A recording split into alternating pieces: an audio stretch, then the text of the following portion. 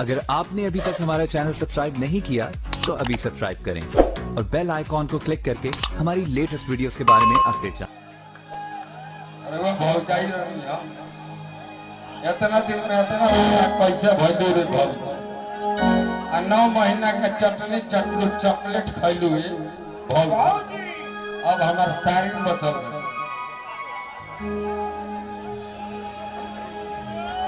तो भैया के साली प्यार के अपना रेट मांगे ले अरे हम तो चुमा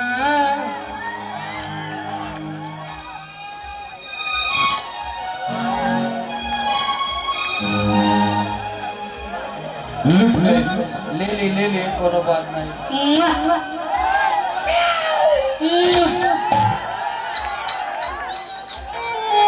अरे हम तो चुमा मांगी ले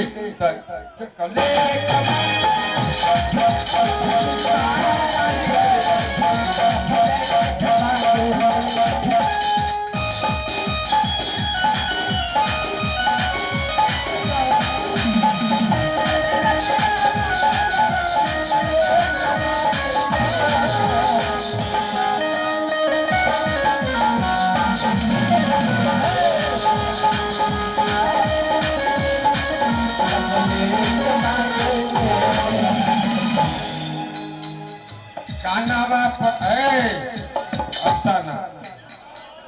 कानवा पछुआ तावे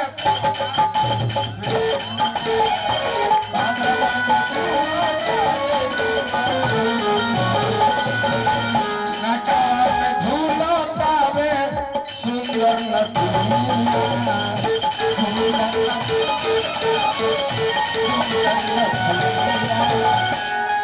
आई हमरा भैया के तरफ से बहुत बहुत पुरस्कार हमरा तो नमस्कार है।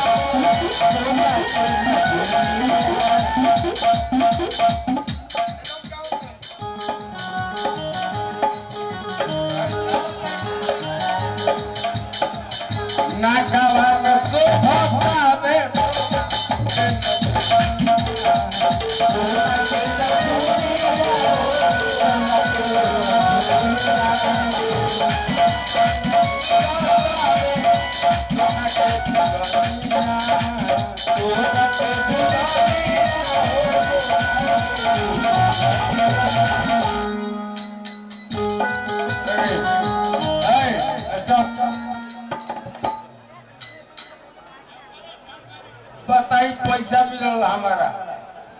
हमारे पैसा उठा के देखी फिर पाकिट में धरल अब बाकियो दो बड़ा बेमान आदमी बड़ा बाबू ना चला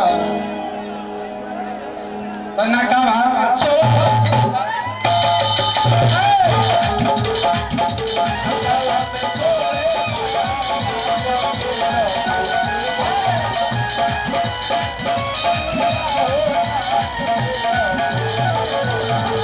नाटक में झुलावो पारू सोना के नदी